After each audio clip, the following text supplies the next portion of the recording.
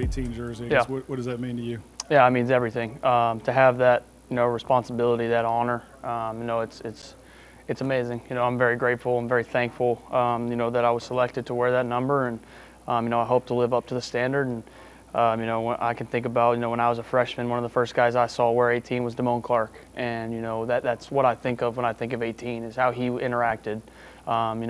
He took me under his wing a little bit as a freshman. I played a decent amount early on there, and so he was one of the guys that I felt like always lifted me up and always gave me words of encouragement and kept me going. And so I feel like whenever I want to be 18, I feel like almost kind of want to be like him a little bit. So that it's an honor, and so I'm super grateful. What have you done this fall to improve yourself? Like, was there anything that you kind of whiteboarded and said, let's do this? Yeah, absolutely. And I've been very specific about not sharing those type of things, and that's kind of personal for me, just what I needed to improve on. And, I have been very open at times about there are obvious things that I need to do a better job of, such as taking care of the football and using my legs and things of that sort. So I feel like I've done a pretty good job of becoming a better player. And so I'm really excited for the opportunity to try and go put that on tape. Yeah, obviously there are small and big things. I think there's both. As I've said before, just having a full season last year to be able to study and go through and make corrections on, that was kind of huge for me this offseason. And, before last year, I was watching other guys do it and trying to learn from them. But having the opportunity to actually watch myself and correct myself on things like technique and also schematically, it was huge. That's great, and I can appreciate that. But, like, last year, Brian even said it. At times, like, they were just asking you to be superhuman, right? So, like, how much do you have to give yourself a little bit of grace, but also realize that you got a lot more weapons maybe to work with this year than you have in the past? Well, definitely. In watching that, there were also some pretty good things on tape too, as well. And so having confidence in that also, and knowing like, hey, I can improve in these areas, and I can still do the same things here, and I think the product will be pretty darn good. And so, there are definitely some things that I can go back and watch and things that build my confidence up as well. It wasn't just, bad things. Obviously I'm very hard on myself, and I want to be the best I can be. So I'm very stiff on the corrections that need to be made. But, as I said, just also having confidence in the things that did go well last year. You've seen roaring stadiums for 4 years now. How do you approach going in there and trying to win a game in a place like this? Yeah, it's going to be a hostile environment. It's a very special place, very storied program, and obviously, they have a really cool environment there. So I think for one, just embracing that opportunity to go into an arena like that, to place like that, and to try and silence a crowd, I guess you could say. That's kind of your mindset when you're playing a big road game. And we've played in some stadiums that are unbelievable. Texas A&M, South Carolina last year, Florida. We played in some big-time places. So it's nothing new to us, but I would say that their place is one of those places. Coach Kelly's spoken very highly of Braylon snapping the ball, communicating up front to the offensive linemen. How are those guys doing, and how do you think they'll protect you in this atmosphere? No, I'm fully confident in those guys. As I've said before, they've done an unbelievable job stepping up, and Braylon has done an unbelievable job being the driving force of that unit, and being the center. It's almost like playing quarterback, right? You take charge and you take control of that group, and you got to communicate things and be loud and do different things. And so I think he's done an unbelievable job in leading those guys, and I think all the young guys who have had the opportunities to grow into their roles have done an awesome job, from spring to now. And so, this isn't just something that's been started the last 4 weeks. We've been building on this for the last 6 months. And so, I'm super excited for those guys, and I have full confidence in them, and I can't wait for their opportunity. It felt like this offseason y'all just reloaded. Obviously, you had a lot of wide receiver additions, Barry, and you still have Chris, number one freshman wide receiver, Caden Durham. Just in taking in the whole offense, what are you most excited to see showcasing the offense that maybe we didn't see in fall camp or we didn't see enough of that you feel like is really going to be the pop for this team? I think, for one, as I've said before, you're going to see a lot of different things. You're going to see a lot of versatility and a lot of explosiveness. I think that's one thing that when you have the amount of weapons that we do and the different body styles and body types, at receiver, at running back, at tight end even, I think you'll see a lot of different things, and I think you'll see us move the ball around well. I think you'll see a lot of different guys touch the football, and I think it'll definitely be an exciting offense to watch. I'm just thinking, I know you and Joe's relationship and kind of the way it is. Do you get a little bit louder voice, now that you kind of get to the little pick and get a little bit more input, I guess, as far as how things go? Well, one thing I've always loved about Coach Sloan is he's super invested in making sure the quarterback is good with what we're doing. You know, even from when I had no say, when I was just my first game starting, he still, if I didn't like something, he was throwing it out. You know, and if I wanted something, he was calling it. And so I think that's what makes Coach Sloan so special, is he understands how important it is to make sure the quarterback's comfortable with the play. And so, you know, as you said, you know, our relationship's very strong. You know, I think almost he knows what I'm thinking before I even say it. You know, and so just, you know, a benefit of being here for so long, I guess you could say, and spending 4 years with Coach Sloan. Like, you know, I think there are times where I know what he's about to call, and there are times I think that he knows what I want him to call, you know. And so having that relationship is special and something I look forward to.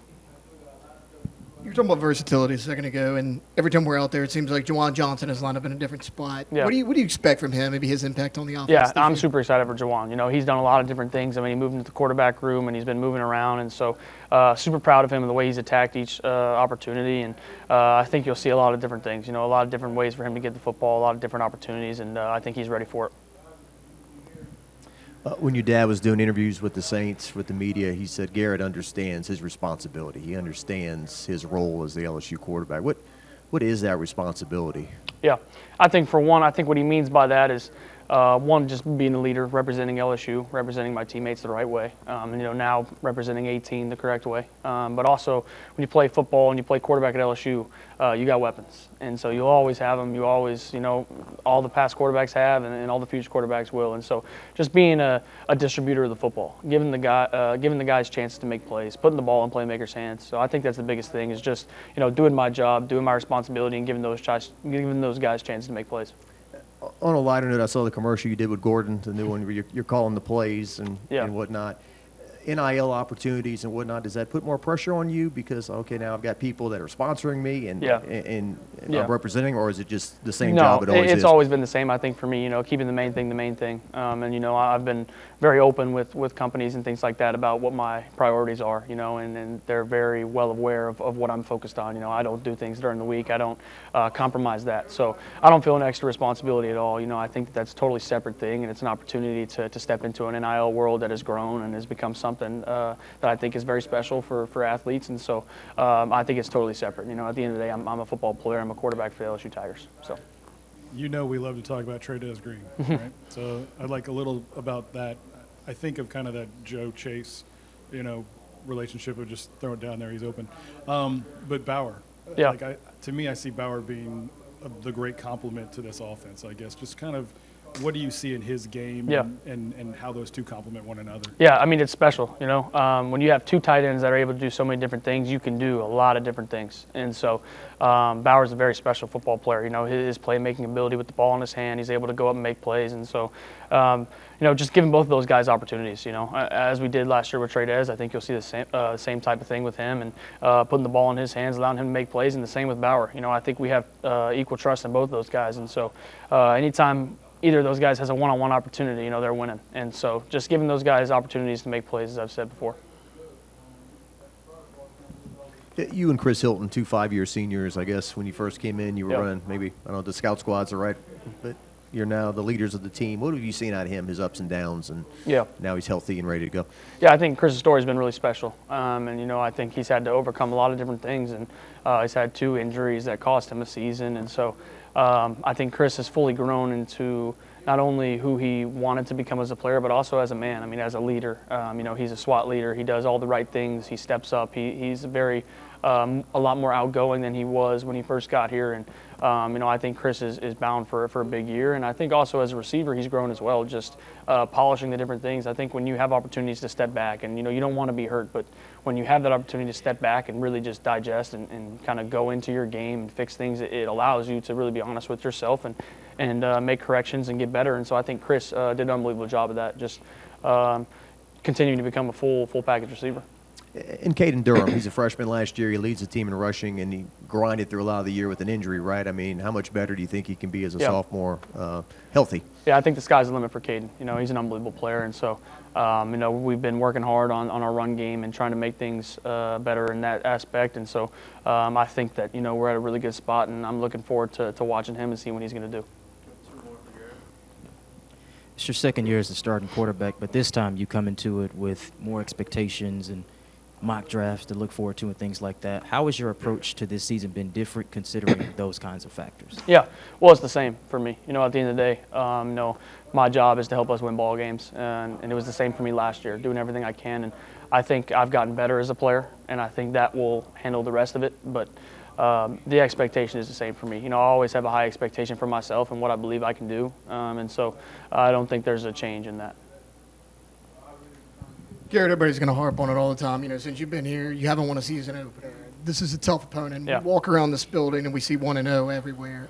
What makes this team different, though, than years past? What makes you confident you guys can get it done? Yeah, I think one of the coolest things you've seen, and Coach Kelly mentioned in his press conference the other day, is the confidence that we have. We are walking around with the confidence, and I think it's because of the work that we've put in. I think it's a true and it's a real confidence. We really have worked so much harder, I feel like, and not just saying we're working harder, but doing the correct things that lead us to being able to go 1-0. And, as you said, just walking around seeing the 1-0 things around the building. And I think it's just constantly engraved in our brains right now that we have full confidence that we're going to go out there and handle business.